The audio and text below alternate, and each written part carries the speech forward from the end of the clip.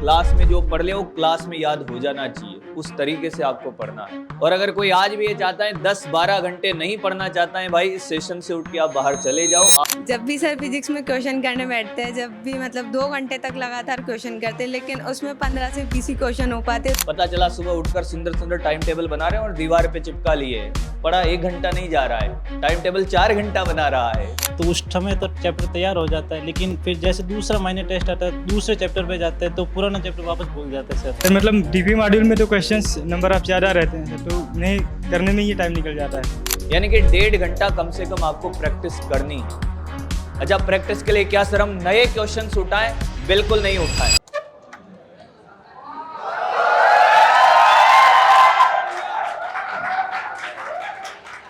बैठिए भाई, क्या हाल चाल है? पढ़ाई बढ़िया। आवाज नहीं आ रही यार तुम लोगों की, नाके कौन नहीं आया?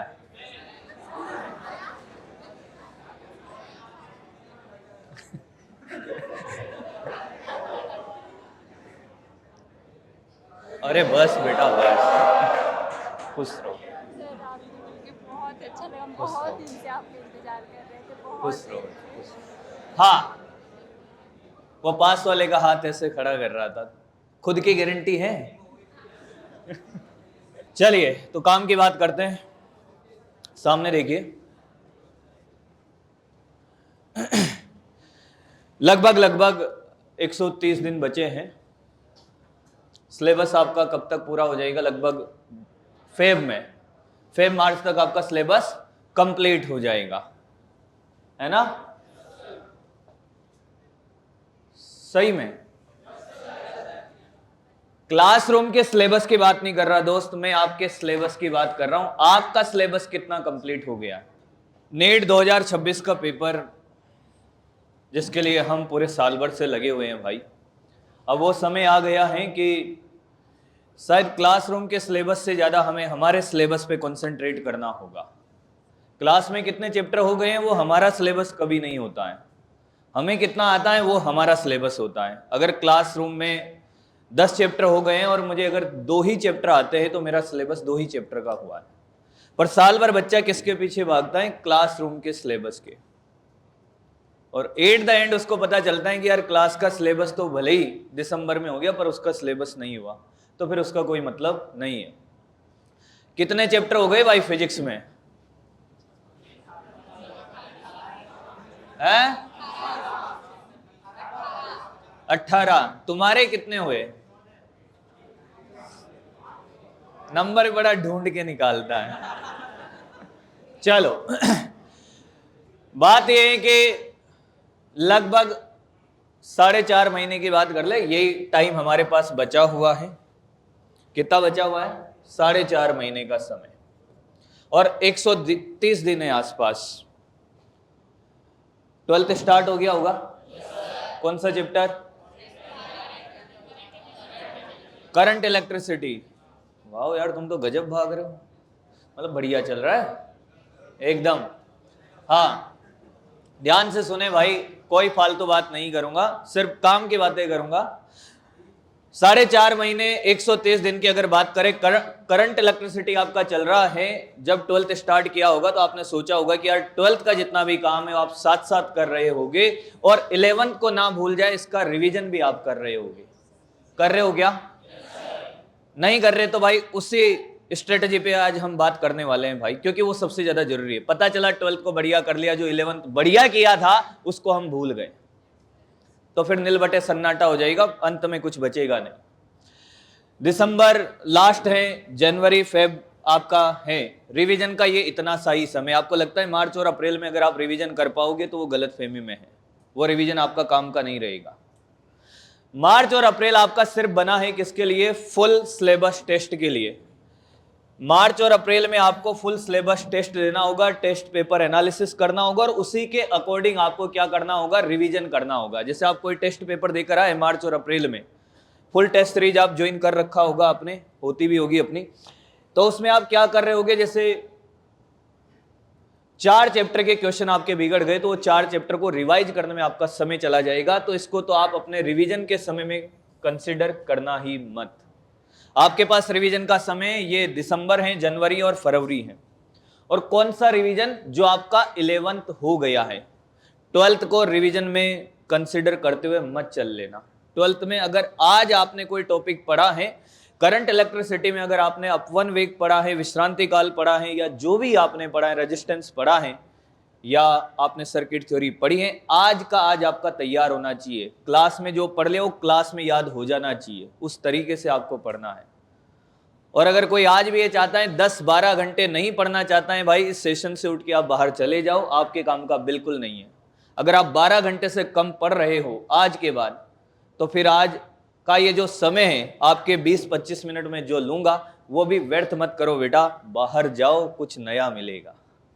सही बात है, 20-25 मिनट समय बहुत कीमती है भाई। तो क्या करना होगा भाई इन रिमेनिंग 3 मंथ्स की अगर बात करें, वैसे तो ये 2.5 महीने ही रह गए, पर ठीक है। फिजिक्स, केमिस्ट्री और बायो में अगर आप चैप्टर मानो, मेरे हिसाब से 30 इसमें होते हैं, 30 और 38 इसमें होते होंगे। एक आध ज़्यादा अभी होता होगा या कम भी होता होगा, कुछ 2 चैप्टर को मिक्स करके पढ़ा दिया तो नंबर ज़्यादा कम हो सकते हैं। अगर इनके हिसाब से भी आप आइडिया लगाओगे ना, डेली का एक चैप्टर भी आप करके मानोगे, तब भी नंबर ऑफ चैप्टर आपके ज़्यादा निकलेंगे। किससे? नंबर ऑफ डेज जो आपके पास रिमेनिंग है रिवीजन के, उससे ज़्यादा आपके पास नंबर ऑफ चैप्टर होंगे। डेली का आप एक चैप्टर लेकर चलोगे, तब भी रिवीजन के लिए आपके पास दिन कम पड़ जाने हैं। तो कोई अगर ये सोच रहा है कि मैं 6 घंटे 7 घंटे पढ़ के नीट क्लियर कर लूंगा, तो वो पॉसिबल नहीं होगा दोस्त, उसके बिना काम नहीं चलेगा। आगे बात करते हैं कि यार फिर हम ये जो रिमेनिंग डेज है हमारे पास, 2.5 महीने का जो समय है, इस 2.5 महीने के समय को हम कैसे बढ़िया से यूटिलाइज कर सकते हैं। अच्छा, मैं रिवीजन में उन चैप्टर्स की बात कर रहा हूं जो चैप्टर आपको लगता है फुल कॉन्फिडेंस है कि यार ये चैप्टर तो हमें बढ़िया से आते हैं। सबसे पहले हमें रिवीजन उन्हीं चैप्टर का करना है। अब जब आप 11 को उठाकर देखोगे ना, जब आपने 11 का रिवीजन किया होगा या पहले आपने तैयार किया होगा, तब आपको लगता है कि न्यूटन्स लॉज ऑफ मोशन आपका बढ़िया था, पर वो कहीं ना कहीं रिवीजन की वजह से पिछड़ रहा है, तो उसका रिवीजन करना है। ऐसा नहीं है कि आपको वर्क पावर एनर्जी में नील बटा सन्नाटा था, कुछ नहीं आता तो उसका रिवीजन करने चला गया, तो ये स्ट्रेटजी तेरे बिल्कुल काम नहीं करेगी। 2 घंटे में तो उस चैप्टर का रिवीजन नहीं कर पाएगा। जो चैप्टर तेरे को बढ़िया से आते हैं, उन चैप्टर की लिस्ट बनाओ और उन चैप्टर को कम से कम यार 2 घंटा तो दोगे ही सही। फिजिक्स की बात करो तो 2 घंटा तो लगेगा, उसमें आधा घंटा आपका जो नोट्स हैं बढ़िया से कर लो। नोट्स को हर एक फॉर्मूला, हर एक कंसेप्ट डीपली आपको उसको सीख लेना है।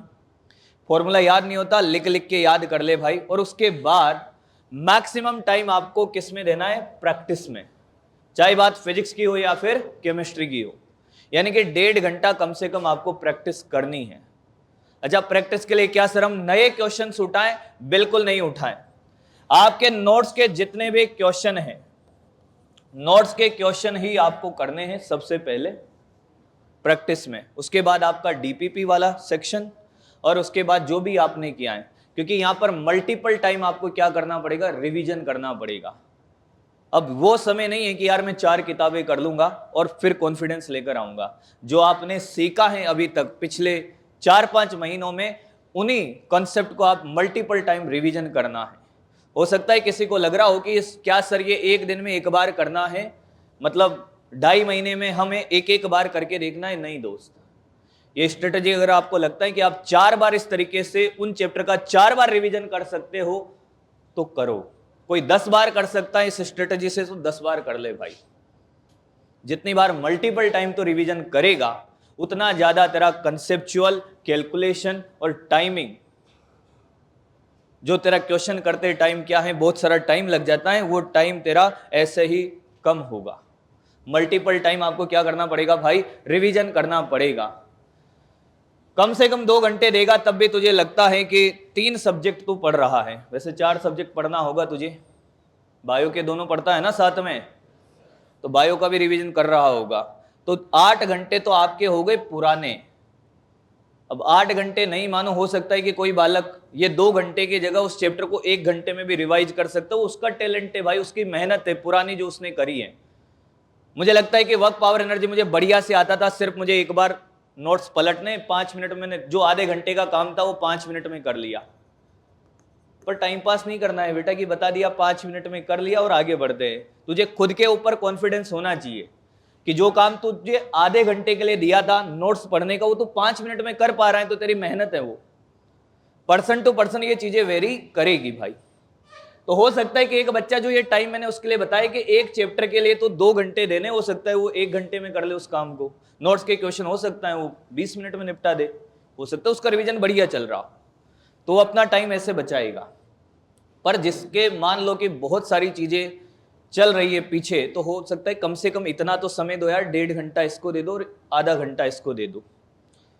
और ये भी पॉसिबिलिटी है कि एक बच्चा 2 घंटे की जगह इसको 3 घंटे का समय दे रहा होगा। आज अगर वो टारगेट लेकर चलता है कि मैं इन 2.5 महीनों में पूरे के पूरे चैप्टर रिवाइज कर लूंगा, हो सकता है नहीं कर पाए, पर मैक्सिमम तो कर पाएगा भाई। 40 चैप्टर का टारगेट लेकर चलोगे, हो सकता है 30 चैप्टर तो करेगा भाई। ये सोच के मत चलिए कि पेपर बड़ा डिफिकल्ट आया, पेपर में आसान भी तो क्वेश्चन आएंगे भाई। आसान क्वेश्चन को ढूंढ के भी तो सेलेक्ट हो सकता है। पर तैयारी हमेशा हमें एक बड़े उद्देश्य के लिए, बड़े टारगेट के लिए करनी है। तो ये तो बात रही कि आपको हर सब्जेक्ट में ये काम करना है। और फिजिक्स में हो सकता है कि 2 घंटे वाली स्ट्रेटेजी आपके काम कर जाए, बायो में हो सकता है कि ये स्ट्रेटेजी आपके 1 घंटे में काम कर जाए, क्योंकि उसमें न्यूमेरिकल पोर्शन बहुत कम होता है या नहीं होता है। तो एक चैप्टर को हो सकता है आप 1 घंटे में निपटा दो। मल्टीपल टाइम आप एनसीईआरटी का रीडिंग करो भाई, बार बार रिवाइज करोगे, चीजें जितनी आपको याद रहेगी, क्योंकि ये एग्जाम कंपटीशन का नहीं है, ये रिलेटिव कंपटीशन है। आपको पास वाले से कितना ज्यादा अच्छा कर रहे हो हर चीज में। कॉन्सेप्चुअली पास वाले से आपके पता चला पास वाले दोनों लड़ रहे हैं कि मैं तेरे से अच्छा कर रहा हूं। हाँ, आपके जितने भी कंपटीशन में लोग बैठे हैं उनसे आप रिलेटिवली कितना अच्छा कर रहे हो, कितने कम टाइम में क्वेश्चन कर रहे हो, कितना कम टाइम में आपका रिवीजन हो रहा है, कितना अच्छा कंसेप्चुअल लेवल है आपका। सारी चीजें रिलेटिव हैं बॉस, सारी चीजें, एवरीथिंग। आपकी रैंक भी रिलेटिवली ही आएगी। 720 वाला पहली रैंक लाएगा, इस बात की कोई गारंटी नहीं है। जिसके रिलेटिवली सबसे ज्यादा मार्क्स होंगे, भले वो 680 हो, उसकी पहली रैंक आएगी। तो ये एग्जाम, ये गेम अलग है भाई, ये रिलेटिवली एग्जाम है। आपको पास वाले से कितना अच्छा आता है।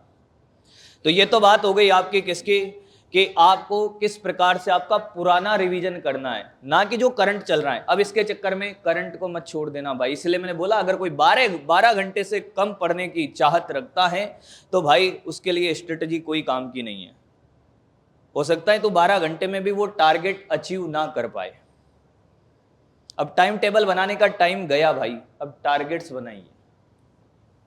पता चला सुबह उठकर सुंदर सुंदर टाइम टेबल बना रहे हैं और दीवार पे चिपका लिए, पढ़ा 1 घंटा नहीं जा रहा है, टाइम टेबल 4 घंटा बना रहा है और बैठ के सोच रहा है मस्त।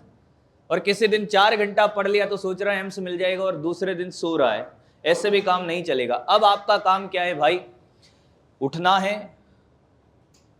खाना खाना है, कोचिंग आना है, फिर घर जाना है, सोने का एक फिक्स टाइम डिसाइड कर लो कि दिन में 24 घंटे में 1 बार सोना है। ऐसा नहीं है कि 2 घंटे अभी सो लिया 2 घंटे बाद में, 1 बार सोना है। चाहे आप 4 घंटे सो या 5 घंटे सो, उसके बाद आपके पास एक ही काम है, सिर्फ और सिर्फ पढ़ना है। बाकी सब भूल जाओ कि यार सिलेक्शन होगा नहीं होगा, नंबर कम आ रहे ज्यादा आ रहे, इसका चेंज आपको धीरे धीरे दिखने लगेगा। जो मेहनत करोगे उसका चेंज आपको दिखेगा। हो सकता है कि आपके इस सेशन के बाद जब आप पढ़ लो 15 दिन महीने भर इस शेड्यूल को फॉलो करके, तो हो सकता है आपके साथ ऐसा हो कि मार्क्स कम आए। डीमोटिवेट नहीं होना है भाई। मार्क्स कम आ रहे हैं, मैं तो स्ट्रेटजी फॉलो नहीं करूंगा, तेरे पास कोई दूसरा रास्ता है उससे तू तेरे नंबर बढ़ा सकता है तो वो कर ले फिर, और नहीं है तो फिर रास्ता एक ही है, आपको सिर्फ और सिर्फ पढ़ना है। अब बात हुई कि यार सर ये तो बात बता दी आपने किसकी, जितना भी पुराना चैप्टर हमें कम टाइम में रिवीजन करना है। कुछ चैप्टर हमारे ऐसे हैं जो बिल्कुल उड़े हुए हैं, नील बटा सन्नाटा, कुछ नहीं आता है, और फिर भी आप उसको करना चाहते हो ये सारा रिवीजन होने के बाद।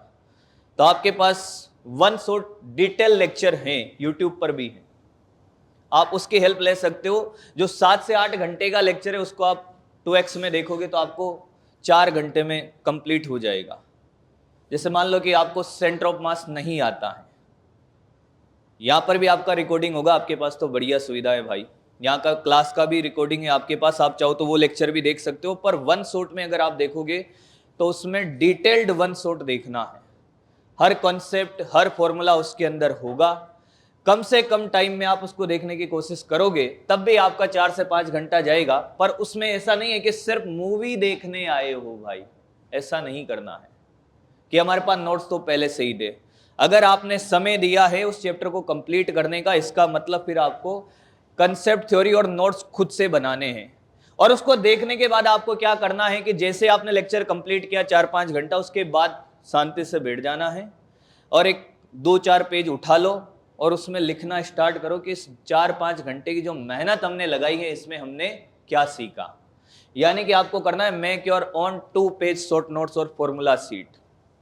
इस तरीके से देखना है। पता चला कि 4-5 घंटे देख तो लिया, जैसे ही खाली पेज लेके बेटा सब सन्नाटा, कुछ याद नहीं आ रहा है, एक फॉर्मूला याद नहीं हुआ, वो कोई काम का नहीं है। उससे आपको ये भी पता चलेगा कि हाँ यार तेरा शॉर्ट नोट्स भी तैयार हो गया उस वाले चैप्टर का और तूने फॉर्मूला शीट भी बना ली और रिवीजन भी हो गया तेरा साथ में। Question practice, obviously question practice आपको करनी होगी। आपके पास डीपीपी है, जो भी आपके पास मटेरियल है, अब आपको कोई नया मटेरियल नहीं करना है। जो भी आपके पास अवेलेबल है कम से कम 50 क्वेश्चन की प्रैक्टिस तो करनी है। 50+ क्वेश्चन। जो चैप्टर आपका उड़ा हुआ था, पर मुझे लगता है कि अभी सबसे पहले आपको जो आपको आता है उसको रिवाइज करिए और उसके बाद ये वाला सॉल्यूशन है कि अगर आपको कोई चैप्टर बिल्कुल नहीं आता तो आपको उसका वन शॉट देख लो, क्योंकि बिना देखे वो आएगा नहीं। क्लियर है? अरे हाँ कि ना? नींद आ गई क्या? अब बात करते हैं कि यार जो अभी चल रहा है, आपका करंट जो चल रहा है फिजिक्स, केमिस्ट्री और बायो। फिजिक्स में आपको कंसेप्चुअल क्लैरिटी रखनी है। क्लास के अंदर जो भी कॉन्सेप्ट आपका चल रहा है उसके कंसेप्ट को आपको डिटेल समझ लेना है ढंग से। ऐसा नहीं कि घर जाके समझेंगे कल पूछ लेंगे, नहीं। आज का जो समय चला गया वो लौट के नहीं आएगा और धीरे धीरे आपका समय कम हो रहा है, बढ़ नहीं रहा भाई। एग्जाम आपके पास आ रहा है धीरे धीरे। न्यूमेरिकल अप्रोच आपको करनी है, मैक्सिमम टाइम जितने भी आप कर सकते हो। अगर आपको लगता है कि आप यहाँ पर आए हो, कितने घंटे देते हो यहाँ पर कोचिंग का टाइमिंग? टोटल ओवरऑल 8 घंटे, 6 घंटे। बीच में भी अगर आपको समय मिलता है भाई तो उसके क्वेश्चंस यही लगा लो। मैक्सिमम टाइम को यूटिलाइज करिए भाई। 15-20 मिनट का ब्रेक मिल रहा है, बाहर रोते फिरने की जरूरत नहीं है। अब समय गया, जो करना था वो कर लिया भाई। तुझे लगता है कि तूने 5-6 महीने बहुत बेकार किए हैं, ये 4 महीने तो कम से कम मेहनत करके देख ले। रिजल्ट जो मिलेगा वो मिल जाएगा भाई। 4-5 महीने लग के मेहनत करके देख ले भाई। 15-20 मिनट जो भी लगता है कि मान लो करंट इलेक्ट्रिसिटी चल रहा है, आज का जो भी लेक्चर हुआ है उससे रिलेटेड क्वेश्चन यही लगा ले। घर पे पढ़ने की जरूरत नहीं पड़ेगी तो मैक्सिमम टाइम रिवीजन को दे पाएगा। घर पे जाके भी अगर कोचिंग का ही मैक्सिमम टाइम पड़ेगा तो रिवीजन कब करेगा? तो न्यूमेरिकल अप्रोच पे आपको काम करना है। इस पे केमिस्ट्री में भी सेम रहेगा। बायोलॉजी में आपको थ्योरी याद करनी, मैक्सिमम टाइम यहां पर करिए भाई। ये करंट जो भी आपका चल रहा है उसको इस तरीके से करना है। Last but not least, mock test. मार्च और अप्रैल जब आएगा आपका तो आपको आपके जो भी करंट टेस्ट सीरीज है भाई, ये सबसे ज्यादा जरूरी है। जिसने ये 3-4 महीने तक जो बताया सब कर लिया, अब बारी आती है, सिलेबस कंप्लीट हो गया, अब हम चल जाते हैं गांव पे थैला उठा के घर, है ना? आगे ना? और भाई साहब बढ़िया घर वालों को समझा दिया एकदम। अब पापा वहां भी तो रहना ही है, घर पे भी तो पढ़ना ही है, वहां रूम में मैं घर पे ही पढ़ लूंगा। नहीं, गलती मत करना। घर पे पढ़ाई नहीं होगी भाई। जिस तरीके से तू यहाँ पढ़ेगा अकेला रहकर, जो संघर्ष करेगा वो घर पे नहीं होगा भाई। सुविधाएं ज्यादा मिल जाएगी भाई वहां पर। मम्मी खाना तेरे को बेड पर देने आ रही होगी, चाय तेरी बेड पे आ रही होगी भाई। अपने आप को राजा समझ रहा होगा और राजा कभी भी मजदूरी का काम नहीं करता है। तो तू मजदूरी करना भूल जाएगा। तू राजा नहीं है बेटा, अभी मजदूर है। कौन है तू? तो भैया घर नहीं जाना, आपके करंट टेस्ट सीरीज को फॉलो करना है। तो मजदूर है, यहाँ क्या कर रहे हो भाई? निकलो। चलते किसी बिल्डिंग का ठेका लेते हैं ऐसा? हाँ, follow your current test series. आपकी जो भी टेस्ट सीरीज चल रही है उसको फॉलो करें। टेस्ट देना मत छोड़ना लास्ट में, वो टेस्ट ही आपको सिखाएंगे। और हर टेस्ट आपको एक अलग इम्प्रूवमेंट के साथ ऊपर ले जाएगा, चाहे आपके मार्क्स कम आए और या ज़्यादा आए। अगर आपने काम किया तो उस पर टेस्ट दोगे, आपको मार्क्स कम आ रहे हैं, घर वालों को बताना पड़ेगा भाई मैं तो टेस्ट नहीं दे रहा, मैं लास्ट दूंगा, अंतिम टेस्ट दूंगा और वहीं से निकाल लूंगा मैं नीट। ऐसा बहुत सारों ने मनगढ़ंत कहानियां बना लेंगे लास्ट तक चलते चलते। भाई ये गलती बिल्कुल मत करना। टेस्ट नहीं दोगे तो लास्ट में जब आप टेस्ट दोगे तो आधे तो भाई साहब उस एग्जाम प्रेशर की वजह से निपट जाएंगे। वहां यहां पर टेस्ट वैसे ही दे जैसे आपका मेन एग्जाम है। घर आकर उसको आपको क्या करना है, एनालिसिस करना है, कौन से चैप्टर के आपके क्वेश्चन नहीं हो रहे हैं फुल टेस्ट सीरीज में, और रिवीजन उसी टेस्ट के अकॉर्डिंग करना होगा, ना कि खुद के अकॉर्डिंग कि नहीं मैं घर पे मैंने ये टाइम टेबल बना लिया है, इतने चैप्टर आज करूंगा, कल करूंगा, टेस्ट देने जाऊंगा, 3 घंटा वहां खराब होगा, 1 घंटा आने जाने का होगा, 4 घंटा ना। ये गलती मत करना बिल्कुल भी। टेस्ट देना है, टेस्ट में जितने चैप्टर आए उतने से आपने कितने चैप्टर के क्वेश्चन गलत करे उन्हीं चैप्टर को रिवाइज करना है और उसके बाद अगले टेस्ट की तैयारी में लग जाना है। और फिर भी आपको लगता है तो कोई भी एक टेस्ट सीरीज आप वो ज्वाइन कर सकते हो। मैं तो चाहता हूं कि आप मैक्सिमम मल्टीपल टाइम टेस्ट दे। आपको लगता है कि 8 दिन में एक टेस्ट हो रहा है तो आप चाहो तो अगर आपका सिलेबस बढ़िया आपने तैयार कर लिया रिवीजन से तो आप वीक में 3 टेस्ट भी दे सकते हो, वो भी फुल टेस्ट सीरीज। जितना आप ज्यादा टेस्ट दोगे उतना आप नई नई चीजों को सीख रहे होगे। बहुत सारे कॉन्सेप्चुअल चीजें होती हैं, लैंग्वेज वाले क्वेश्चन होते हैं, जितने ज्यादा आप क्वेश्चन करोगे उतनी ज्यादा आपकी अंडरस्टैंडिंग बढ़ती है।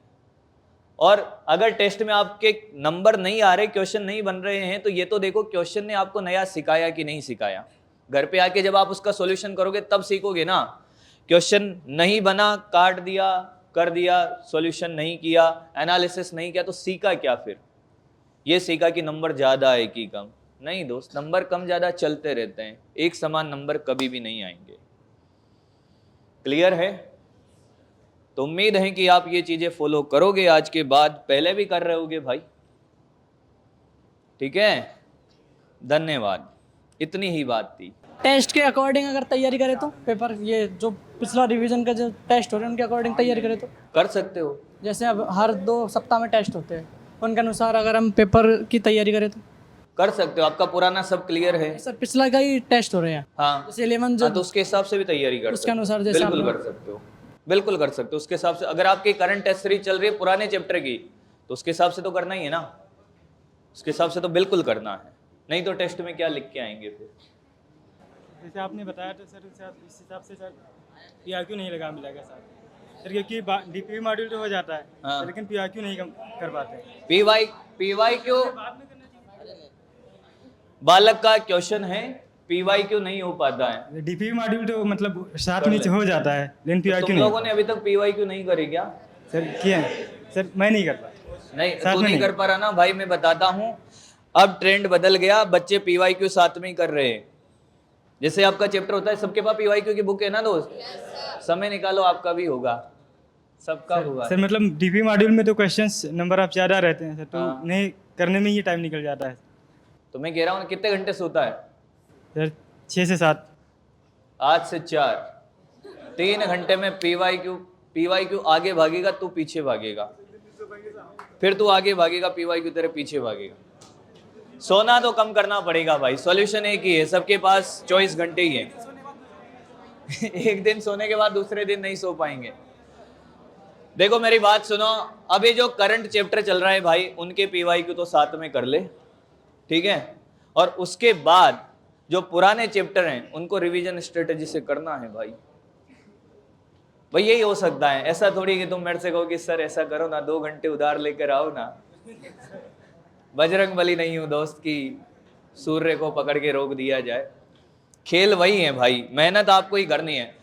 डूबते हुए को तिनके का सहारा जिसको बोलते, बस उतना सा रोल प्ले करता है एक टीचर। अगर कोई डूब रहा है तो उसको एक तिनका पहुंचा दे तो वो शायद तैर जाए, इतना ही रोल होता है भाई हमारा। हम सिर्फ समझा सकते हैं, करना आपको ही है।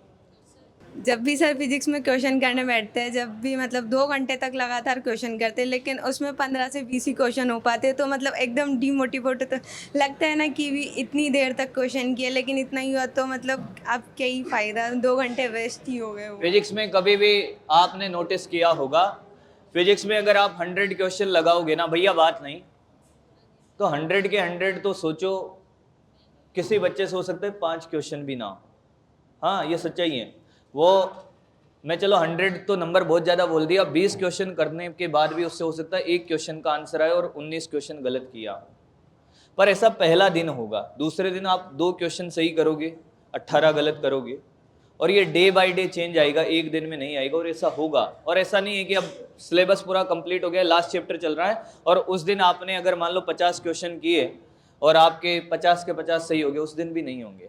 तो ऐसा लगता है ना कि मतलब डेली इतना टाइम तो मैं वेस्ट वही हो तो रहा बात बोल है। रहा हूँ, सारे क्वेश्चन आपसे कभी भी फिजिक्स में एक बार में सही नहीं होंगे। आपको उन्हीं क्वेश्चन का सॉल्यूशन या तो अपने टीचर से पूछना होगा या देखना होगा, और उसके बाद दूसरी बार फिर वो क्वेश्चन आपको ट्राई करने होंगे, मल्टीपल टाइम आपको रिवीजन करना होगा, तब जाके क्वेश्चन बनने लगेंगे आपसे। तब भी 100% accuracy person to person vary करेगी। हर बच्चे से 100% क्वेश्चन होंगे फिजिक्स में, इसकी कोई गारंटी नहीं है, क्योंकि हर क्वेश्चन आपको सिखाएगा। क्वेश्चन भले ही आपसे नहीं हुआ, पर उस क्वेश्चन ने आपको क्या सिखाया वो मैटर करता है बेटा। अगर आपने 20 क्वेश्चन नहीं हुए, 50 क्वेश्चन में से 20 क्वेश्चन हुए, 30 नहीं हुए, 30 क्वेश्चन ने आपने को कुछ तो सिखाया होगा। आप ये देखिए कि मान लो कि 4 क्वेश्चन आपसे नहीं हुए, क्यों नहीं हुए? क्या आपको फॉर्मूला याद नहीं था? आप रीजन ढूंढिए उसका। अगर आपको अच्छा इंप्रूवमेंट करना है, आपको फॉर्मूला याद नहीं था, या आपका लैंग्वेज की वजह से क्वेश्चन नहीं हो रहा है, या कैलकुलेशन की वजह से क्वेश्चन नहीं हो रहा है, ज़्यादा कुछ लंबी चौड़ी कहानी नहीं है फिजिक्स के क्वेश्चन की। या तो आपका कंसेप्चुअल क्लैरिटी में दिक्कत है, फॉर्मूला याद नहीं है, या फिर आप कैलकुलेशन मिस्टेक कर रहे हो। इन चीज़ों को ढूंढो और इनमें सुधार करो। डे बाय डे आपके नंबर ऑफ क्वेश्चन बढ़ते जाएंगे, ऐसे ही बढ़ेगा बेटा।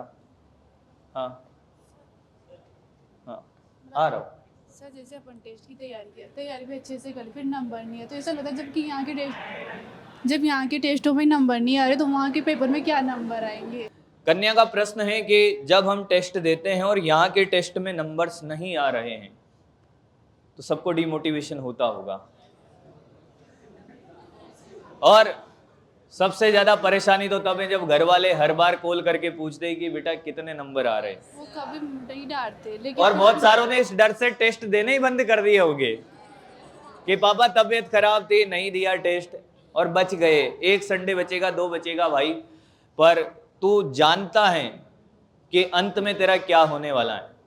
पहली बात, अगर आपका मन नहीं कर रहा, ऐसा सिर्फ आपके साथ नहीं हो रहा, बहुत सारे बच्चों के साथ हो रहा है। अब आप चाहते हो कि मार्क्स बढ़े, तो मैंने फिर कहा क्या आप टेस्ट एनालिसिस करते हो घर आकर? कैसे? जैसे पहले चेक करते भाई कौन कौन से क्वेश्चन गलत हुए, फिर उनको देखते भाई इनमें क्या गलती हुई, लेकिन वो मतलब बाकी सबके तो मतलब पता चलता है, फिर पता चलता है बहुत छोटी सी गलती जो अपन को याद थी ना, वही गलत करके आए हैं पर पेपर में, जो अच्छे से याद की थी ना वो चीज़ ही। तो बेटा उस पर फिर अपन को काम करना पड़ेगा ना वापस।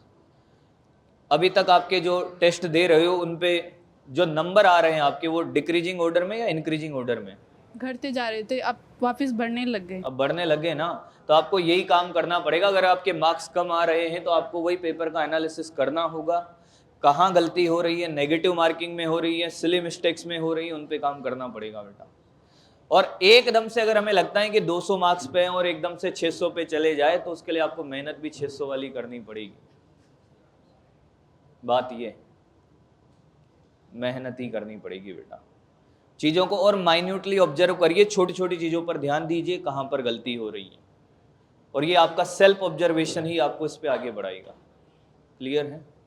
पेपर का एनालिसिस करो। और ऐसा हो सकता है कि मान लो फिजिक्स में ज़्यादा ही कम आ रहे हैं, तो जो सब्जेक्ट आपका स्ट्रॉन्ग है उसको ज़्यादा स्ट्रॉन्ग करो। मान लो फिजिक्स नहीं बैठ रहा, सच्चाई बताता हूँ, बहुत सारे बच्चों से फिजिक्स नहीं बैठता है, पर यार इतना तो कर सकते हो, जो क्वेश्चन सिर्फ फॉर्मूला बेस है, आसान है, उसको करके आओ। बायो में पूरे में से पूरे लाओ। केमिस्ट्री भी आपको अच्छा लगता है, उस पर काम करो, तो ऑटोमेटिकली आपके नंबर कंपैरेटिवली ज़्यादा आ जाएंगे। क्लियर? हाँ हाँ जैसे कि अभी माइनर टेस्ट होता है ना, हाँ, तो उसमें अपन चैप्टर को तैयार करते हैं, तो उस समय तो चैप्टर तैयार हो जाता है, लेकिन फिर जैसे दूसरा माइनर टेस्ट आता है, दूसरे चैप्टर पे जाते हैं तो पुराना चैप्टर वापस भूल जाते हैं सर। बिल्कुल। क्या ये सबके साथ होता है? कि अगर, अरे सुन ले भाई, आज मैंने एक चैप्टर पढ़ाया, 1 महीने बाद जो आपने यूनिट डायमेंशन 1 महीने पहले पढ़ा था, क्या उसको हम भूल जाते हैं धीरे धीरे? या आपने ये भी ऑब्जर्व किया होगा कि यूनिट डायमेंशन को मैंने 100% तैयार कर लिया था 1 महीने पहले, डिफिकल्ट से डिफिकल्ट क्वेश्चन मैंने बना लिए थे, पर अगर मैंने 1 महीने तक उस चैप्टर को नहीं उठाया तो वो चैप्टर हो सकता है मेरा नील बटे सन्नाटा हो जाए, या आधा गायब हो जाए, या हाई लेवल के जितने भी क्वेश्चन थे वो गायब ही हो जाए। और ये सब सिर्फ आपके साथ नहीं होता, मेरे साथ भी है, सबके साथ है। जो भी नीट का एग्जाम दे रहा है सबके साथ है। उसका एक ही सॉल्यूशन है कि आप कितनी बार मल्टीपल टाइम रिवीजन करते हो। ये तेरे साथ वाले के साथ भी हो रहा है, इसके साथ भी हो रहा है। सॉल्यूशन एक ही है कि जो भी चैप्टर भले ही आपके 1 वीक पहले हुआ, हर वीक कम से कम आप पिछले चैप्टर के कम से कम नोट्स तो उठाकर देखो। मल्टीपल टाइम रिवीजन के बिना नहीं होगा भाई, ये सबके साथ है, तेरे साथ ही नहीं है। अगर एक अकेले की प्रॉब्लम होती तो उसका सॉल्यूशन तो सबके साथ है। इसलिए जो बच्चा अच्छी रैंक लाता है ना, वो पता नहीं कितनी बार रिवीजन कर लेता है, वो बहुत सिस्टमेटिक तरीके से काम करता है। उसके पास अलग से 48 घंटे नहीं है भाई, वो मल्टीपल टाइम काम कर रहा है रिवीजन पर। और जो अभी पढ़ाया जा रहा है वो काम ही सिर्फ रिवीजन पे कर रहा है भाई। जो करंट में पढ़ाया जा रहा है उसको तो वो क्लास में कंप्लीट, वो कभी भी नोट्स को वापस उठा के नहीं देखता जो आज पढ़ाया है उसको।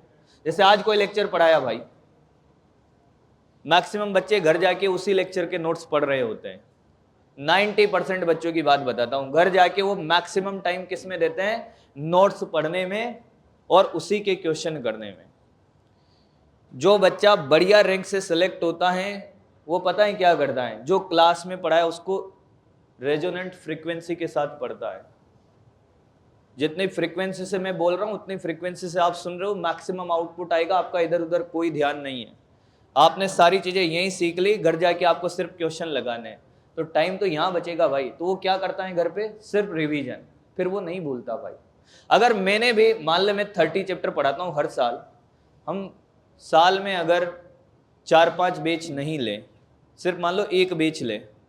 अब आज मैंने यूनिट डायमेंशन पढ़ाया था 11th में, कब? स्टार्टिंग में, और आज SHM वेव चल रहा है। तो हो सकता है अगले साल जब मैं SHM वेव पढ़ाऊंगा तब तक मैं, हो सकता है SHM वेव को भूल ही जाऊं, बहुत सारी चीजें भूल जाऊंगा, मुझे बार बार वो चीजें पढ़कर आनी पड़ेगी पढ़ाने के लिए भी।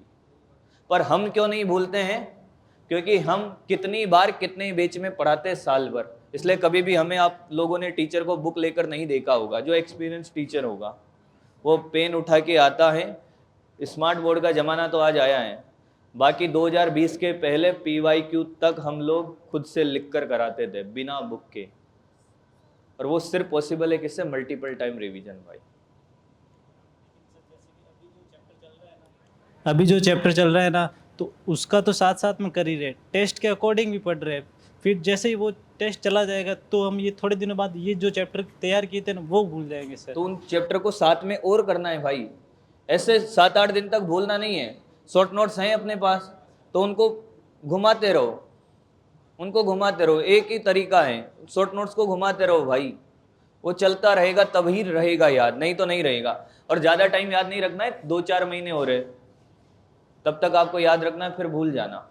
रेगुलरिटी के लिए सर वो लगातार नहीं बन पाती, कभी कभी सर मतलब कंसिस्टेंसी नहीं बन पाती है। हाँ सर, कभी पढ़ता हूँ तो पढ़ता ही चला जाता हूँ, और फिर सोता हूँ तो सोता ही रहता हूँ। नहीं सर, फिर सर मतलब पढ़ता तो लगातार हूँ सर रोज़, लेकिन कभी कभी मतलब कोई ना कोई मतलब चैप्टर छूट ही जाता है। जैसे आज अगर फिजिक्स कर लिया तो फिर बायो छूट जाती है। इक्वल, आपको इक्वल वेटेज देना होगा सभी सब्जेक्ट को। सभी सब्जेक्ट उतने ही इंपॉर्टेंट है, थोड़ा बहुत ऊपर नीचे कर सकते हो कि आपको फिजिक्स में ज़्यादा अगर डर लगता है तो उसको थोड़ा कम टाइम दे दो, पर रोजाना टाइम दीजिए। सर टाइम तो फिजिक्स में ही जहाँ जाता है मेरा, तो ऐसे अगर 6-7 घंटा पढ़ा तो 4 घंटा जाता है, लेकिन फिर उसमें भी नहीं हो पाता पूरा। नहीं, फिर आपको मैनेज, फिर आप पढ़ रहे हो, पर देखो एक व्यस्त होना और एक अस्त व्यस्त होना।